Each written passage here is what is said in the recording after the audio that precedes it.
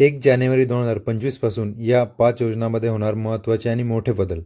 तर चला तर मित्रांनो, आजच्या व्हिडिओच्या मार्फत आपण जाणून घेऊया की नेमकं 1 जानेवारी 2025 पासून कोणत्या योजनांमध्ये महत्त्वाचे बदल होणार आहे आणि यामध्ये कोणकोणत्या योजना समाविष्ट आहेत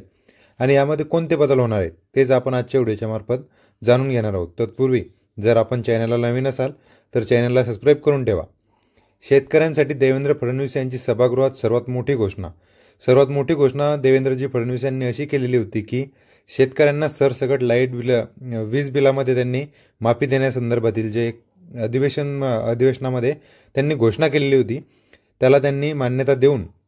अधिवेशनामध्ये असं हे करून घेतलं की आता शेतकऱ्यांना कुठलेही 5 वर्ष लाईट बिल येणार नाही। त्यानंतर सर्वात मोठा आणि मुख्य निर्णय असा की लाडकी बहीण योजनांचे जे आपल्याला पैसे मिळतात 1500 रुपये प्रति महिना त्यामध्ये सुद्धा विशेष बदल करून त्यांनी त्यामध्ये जे सेल्फ डिक्लेरेशन दिलेलं होतं त्यामधील सेल्फ डिक्लेरेशनमधील आयकरदाता तसेच 4 चाकी वाहन असणाऱ्या महिलांना यानंतर जो लाडकी बहीण योजनेचा जो हप्ता मिळतो तो आता मिळणार नाही। आणि लाडकी बहीण योजनेमध्ये महत्त्वाचा बदल हा असणार आहे कारण महिलांना आतापर्यंत देवेंद्रजी फडणवीस तसेच महायुतीद्वारे 1500 रुपये प्रति महिना जेवढं मानधन दिले जात होतं यामध्ये आता विक्रमी वाढ करून 1500 रुपयावरून 2100 रुपये मुख्यमंत्री माझी लाडकी बहीण योजनेच्या मार्फत प्रत्येक महिलांना देण्यासंदर्भातील जे वचन आहे ते फडणवीस सरकार हे लवकरात लवकर पूर्ण करणार आहे। आणि जर या योजनेचे काही महिलांचे अर्ज जर भरण्याचे राहिलेले असेल तर त्यांना परत एकदा मुदतवाढ देऊन फक्त आधार कार्डवर त्यांना 2100 रुपये प्रति महिना एवढं जे मानधन आहे ते देण्याबाबतचा जो निर्णय आहे तो एकमताने सभागृहामध्ये पारित करण्यात आला। आणि आता प्रत्येक महिलांना 1500 रुपयाऐवजी 2100 रुपये प्रति महिलेला मिळणार आहे। आणि सर्वात मोठा बदल PM किसान योजनेचा जो 19वा हप्ता आहे तो प्रत्येक शेतकऱ्याला आस लागून होती की 19वा हप्ता कधी येणार। तर प्रधानमंत्री किसान सन्मान निधी योजनेअंतर्गत PM किसान शेतकऱ्यांना दरवर्षी 6000 रुपये दिले जातात जे 3 हप्त्यामध्ये वितरित केले जाते आणि प्रत्येक हप्त्यात 2000 रुपये वितरित केले जातात। PM किसान योजनेचा 19वा हप्ता फेब्रुवारी 2025च्या पहिल्या आठवड्यामध्ये प्रत्येक शेतकऱ्याच्या खात्यामध्ये जमा होणं हे अपेक्षित आहे असं जे PM किसानच्या पोर्टलवरती आपल्याला पाहायला मिळते। आणि मुख्यमंत्री देवेंद्रजी फडणवीस तसेच आपल्या भारत देशाचे प्रधानमंत्री नरेंद्रजी मोदी यांच्या संयुक्त विद्यमानाने आता PM किसान योजनेच्या अंतर्गत प्रत्येक शेतकऱ्यांना 2000 जो हप्ता मिळतो दर 3 महिन्याला 2000 ऐवजी आता प्रत्येक शेतकऱ्याला 3000 रुपये आणि वार्षिक 15000 रुपये प्रति शेतकरी यांना आता देण्याबाबतचा जो निर्णय आहे तो एकमताने सभागृहामध्ये पारित करण्यात आला। आणि महायुतीची जी टॅगलाईन आहे आता महाराष्ट्र थांबणार नाही त्यावरती आता महायुती देवेंद्रजी फडणवीस उपमुख्यमंत्री अजितदादा पवार तसेच आताचे सध्याचे तत्कालीन उपमुख्यमंत्री एकनाथरावजी शिंदे हे या गोष्टीवरती ठाम आहेत आणि शेतकऱ्यांना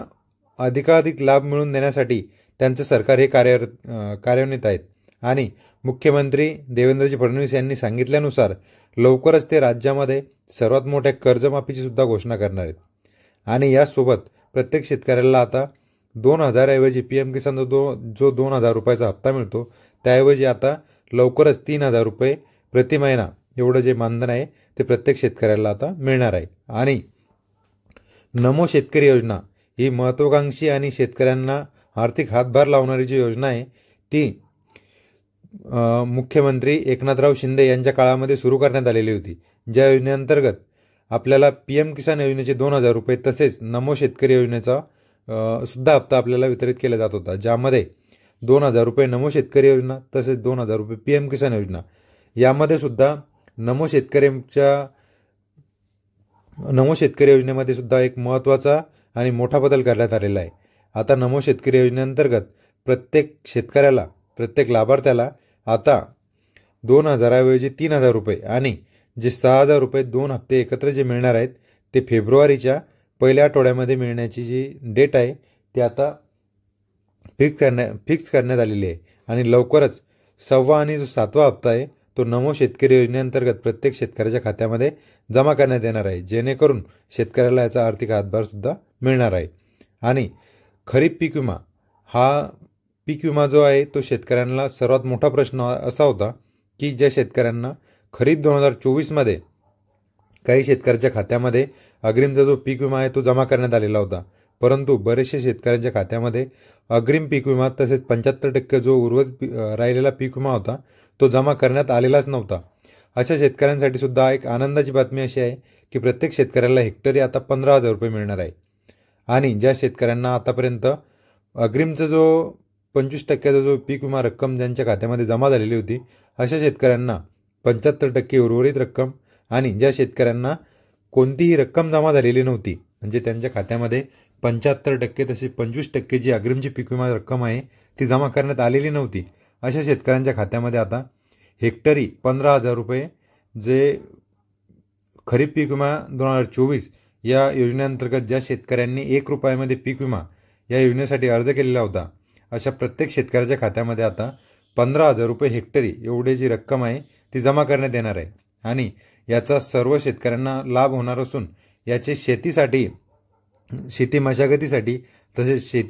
शेतीमध्ये जो आपल्याला